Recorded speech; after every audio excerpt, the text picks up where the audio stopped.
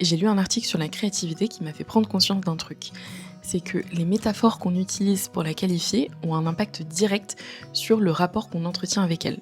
Let me explain. Mais avant d'aller plus loin, moi c'est Apolline et en ce moment j'explore plein de trucs pour essayer de sortir de mon univers créatif. Et justement, au détour d'une session veille, je suis tombée sur ce fameux article qui s'appelle Metaphors Make the World, écrit par Benjamin Santos Genta, qui à l'intérieur dive deep sur le rôle qu'ont les métaphores dans notre manière d'appréhender le monde.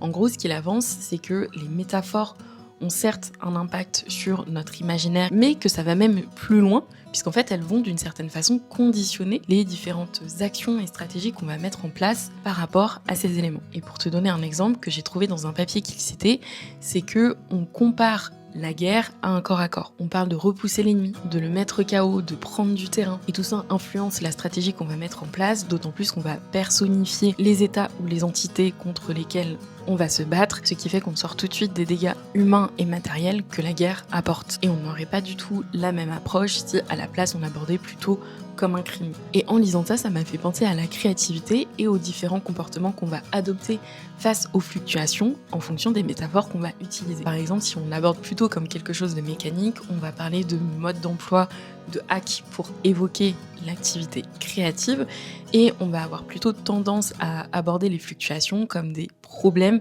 qu'il va falloir résoudre. On va se transformer en une sorte de mécano qui va investiguer pour pouvoir trouver où ça grippe avant de mettre en place des solutions pour huiler la machine de nouveau. Mais par contre, si on utilise la métaphore agricole, on va avoir plutôt tendance à utiliser un vocabulaire beaucoup plus bucolique et naturel. On va planter des graines, faire fleurir des projets, parler en termes de saisonnalité, de cycle. Et dans ce cadre-là, les différentes fluctuations créatives, elles seront vues comme quelque chose qui fait partie intégrante d'un processus de friche, de germination, d'éclosion, de récolte, etc.